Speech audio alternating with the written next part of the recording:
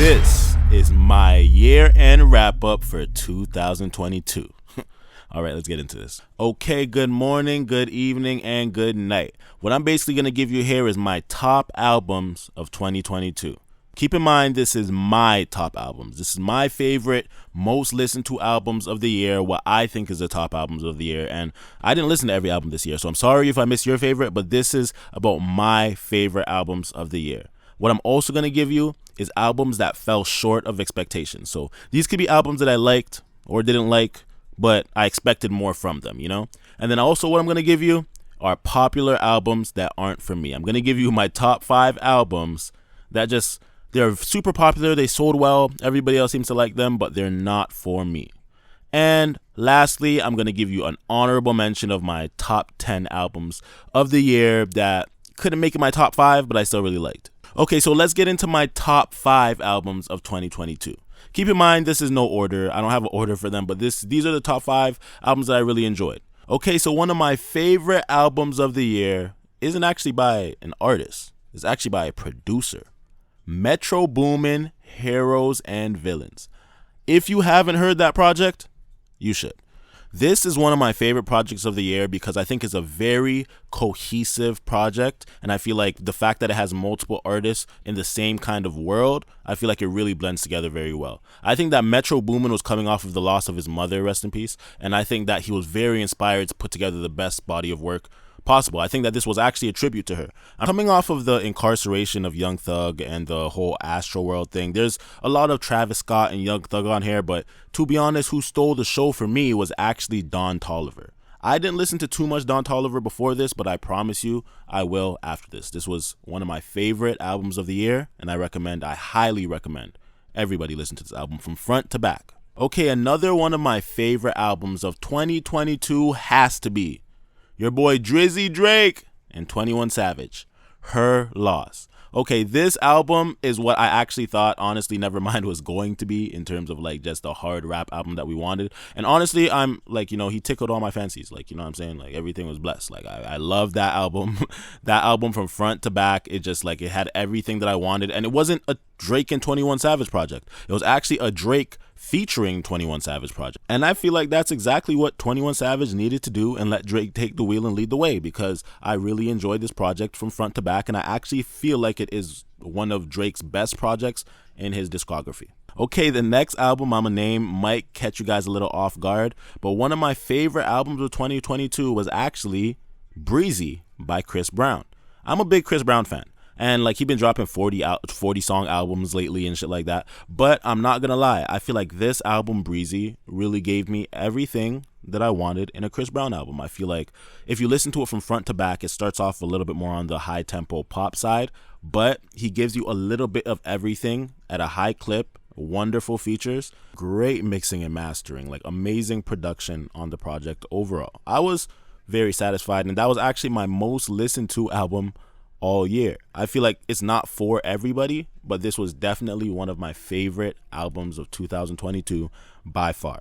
Now, the next album I'm going to name, I didn't even expect for it to make my top albums of 2022, and it's a very big artist, but usually, I'm not going to lie, not all of his albums are for me. But Future, I Never Liked You. I feel like that was a great album, like a really good album front to back. I feel like it gave me exactly what I needed from Future. Every type of Future that I like, I feel like he put it all into one album, and I feel like he got away from the like hyper drug abuse and got more into the misogyny, which is, I'd pick the misogyny over the over the drug abuse. But either way, I enjoyed the album, one of my favorite albums of the year, and I didn't expect it to, so thank you, Future. Thank you for that. Now for my last album of the year. It actually caught me by surprise and caught me kind of late in the year. But when I really sat down and I took in Giveon, Give or Take, it's like you could fall in love with that album. Like, I'm a big R&B fan, right?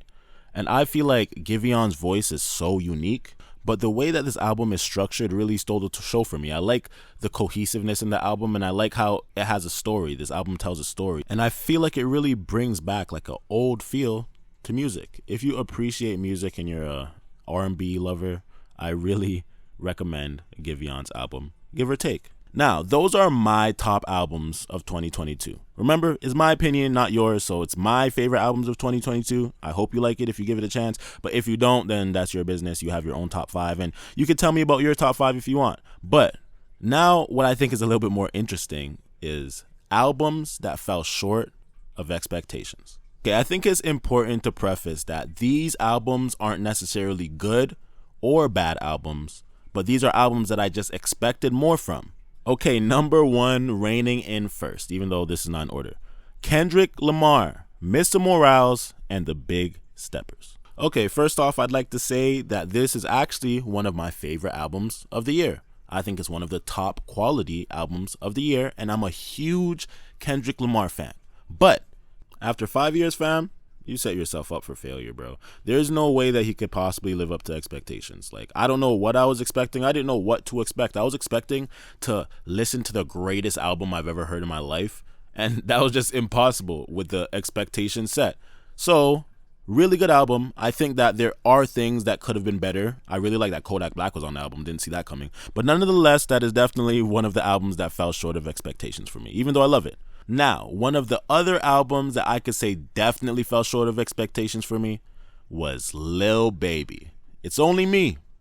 Okay, coming off of the release of Lil Baby's last album, what the fuck was that shit called again? Oh yeah, My Turn. Okay, that album was fire. I don't think that this album was like trash. It definitely wasn't for me though, because I feel like Lil Baby's flow may be getting a little bit too repetitive or played out, but all those songs were just starting to sound the same to me. I'm not even gonna lie to you.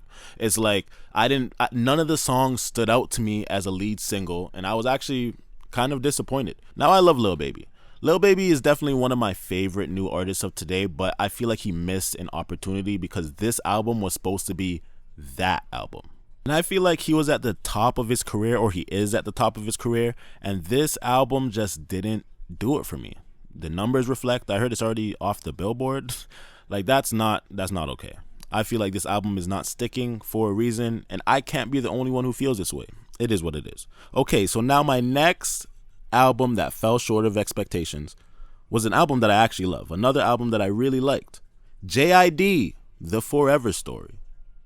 I feel like the problem is I be anticipating these albums way too much. I really was excited for JID to come out, and I was satisfied with what he gave me, but it wasn't quite what I was expecting.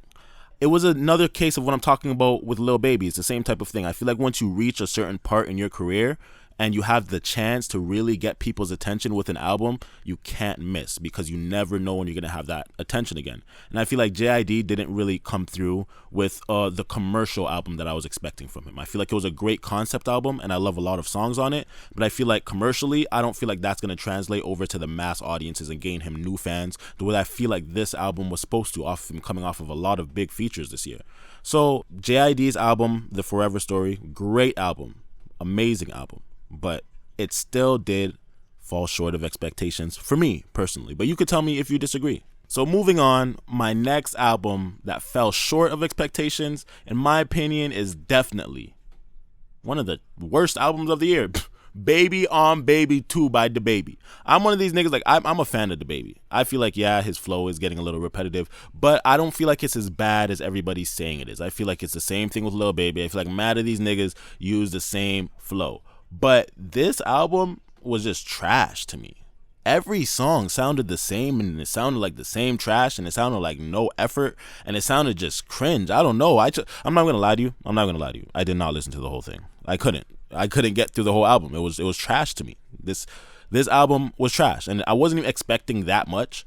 But regardless of what I was expecting, it did not meet it. That was like, I was severely disappointed in this album, and it only sold 17K. It was a surprise album, so I don't know, bro. You could just take what you get with this album. This album was dookie, doo-doo briefs, and then when people like started talking about did DaBaby fall off, I'm like, nah, this man didn't fall off. People just hating. But then I heard this album, I'm like, nah, this nigga might have fall off still. No lies. Yeah, so if this nigga doesn't fix this shit by next project, then I'm gonna have to write DaBaby off and throw him in the fall off bin. Okay. My last album that I'm going to mention, an album that fell short of expectations, is actually another album that I really liked.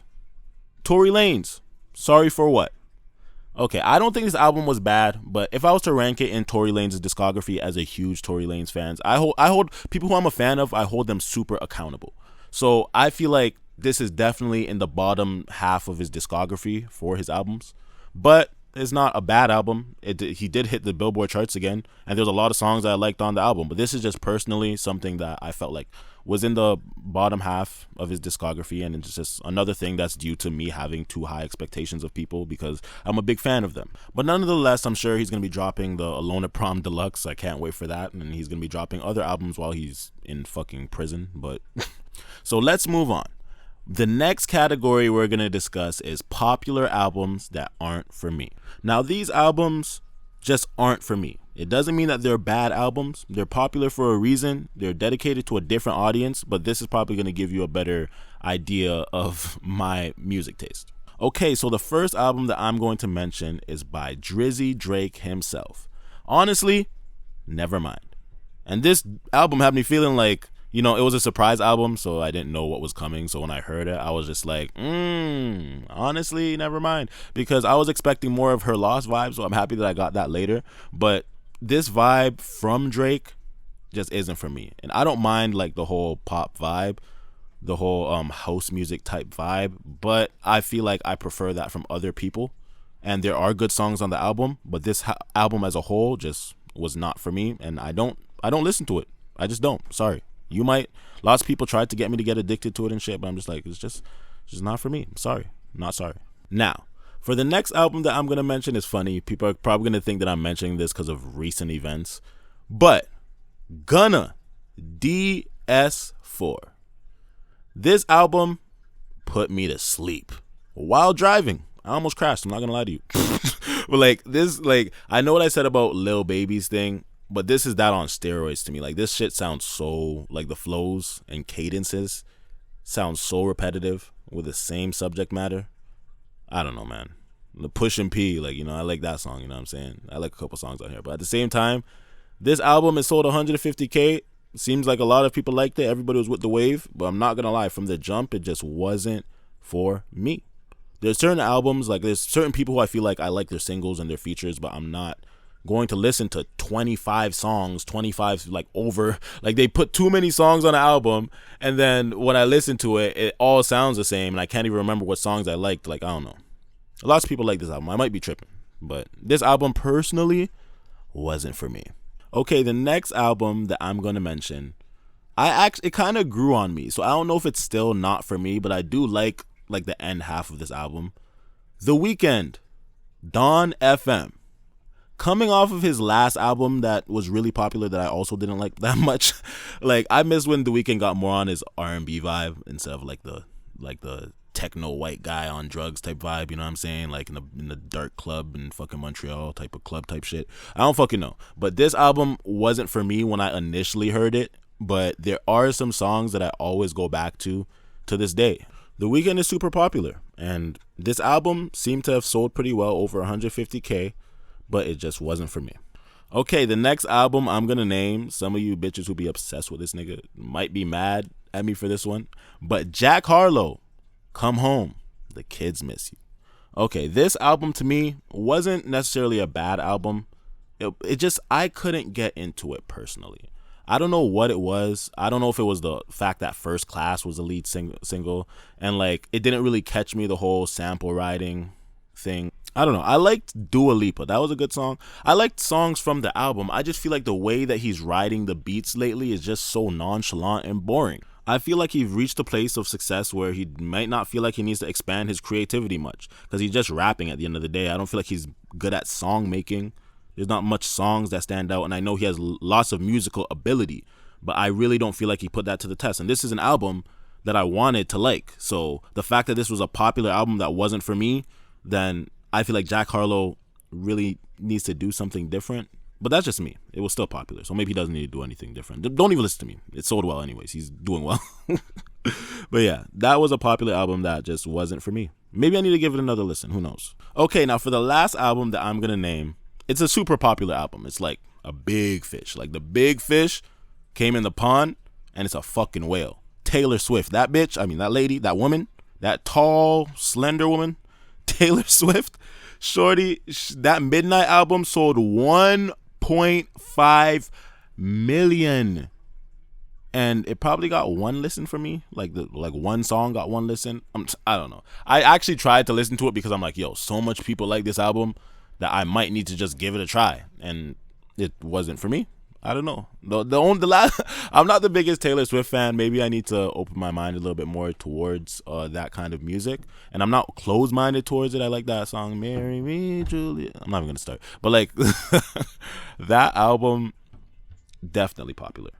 But I didn't even feel the need to listen to it past the reasons of sales. So I probably won't listen to it. But shout out to Taylor Swift. Now, if you made it this far in this video, I'd actually like to just thank you for even being here at all, because I don't expect anybody to listen to me talk for 15 minutes. But I'm going to give you my honorable mentions for 2022. These are just albums that I feel like, these are albums that I battled at putting in the top 5, but I felt like just didn't belong there. So you can let me know if any of these albums will be in your top 5. And I think I'm going to start with Lil Durk. 7220. Definitely one of the best albums of the year. I'm going to give a little less explanations on the albums throughout these because there's more albums. Okay, SZA, SOS. Another album, like a great R&B album. Definitely one of the top albums of the year and could have made the top 5. A Boogie with the Hoodie, Me versus Myself. This is like a fourth quarter release, so lots of people may have slept on this album because it came out in December, but definitely one of my favorite albums of the year personally. I'm a big A Boogie fan, and I'm happy because I didn't like his album before this as much, but this definitely like tickled all my fancies. Pause. All right, J.I. the Prince of New York, Young and Reckless Volume 1, Baby Dawn. First of all, what kind of that name just doesn't stick with me, but I really like the album. This is one of these albums in passing I just always end up going back to. I really like J.I., and I hope he becomes a bigger artist because I feel like lots of people need to recognize him. All right, let's continue. Joey Badass, 2000. This real rap album was definitely like exactly what I look for from a rap album in 2022. I feel like he hit all cylinders. He did exactly what he was supposed to do. I feel like he had like everything that I wanted from this album. It was actually kind of what I was expecting from JID's album, but in a Joey Badass kind of way. Really good album. If you haven't listened to this album, I really recommend that you give this album a listen if you're a fan of real rap and lyricism and good beats. Moving on. Okay. Roddy Ricch, Feed the Streets 3.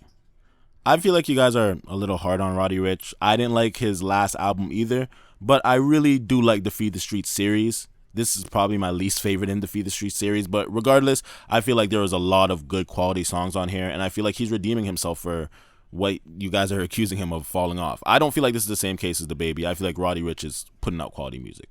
DDG. It's not me. It's you. Okay, this album, I'm not going to lie, did not expect to even like it. I decided to give it a listen. I don't listen to DDG. I decided to give it a listen, and I was surprised. I didn't expect this. What my only critique I'd say is that he doesn't seem to have his own sound. He's good at really like blending in on other people's sounds, but the talent is there. I'd say listen to this. Listen to the album. Listen to the project. I enjoyed. G Herbo, Survivor's Remorse, A-side and B-side.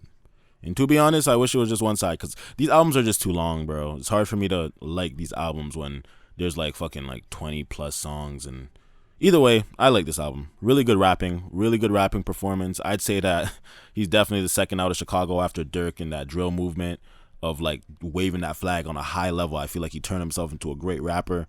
And I enjoy G Herbo expressing his pain and telling his stories. Okay, you know it wouldn't be no list if we didn't have no Yak on there. And I'm pretty sure he dropped 2 albums this year. But the one that really stood out to me was KTB, Volume 1. I think that it deserves an honorable mention, though it's not one of my favorite Kodak projects. I did enjoy it. Lots of songs I like off of it. But I would say you can never miss out with some Yak. Taking some Kodak Black. Now, the last person, who's last but not least, I'd have to mention is the Demon from Rexdale, Nav. Demons Protected by Angels. Definitely a quality album. I enjoyed it. I feel like he had a lot of substance on there that actually got slept on. Good production. And overall, like, waving the flag out of Canada, I feel like he's kind of underrated in what he does. Shout out to the brown boys out there. I remember when we didn't even know what fucking Nav looked like. But either way, those are my top 10 honorable mentions, and that's basically my 2022 year-end wrap-up. And yes, I know this is a long ass video. But if you made it through, thank you. I appreciate you so much. Don't be afraid to leave a comment. And don't forget, this is my opinion, not yours. Peace.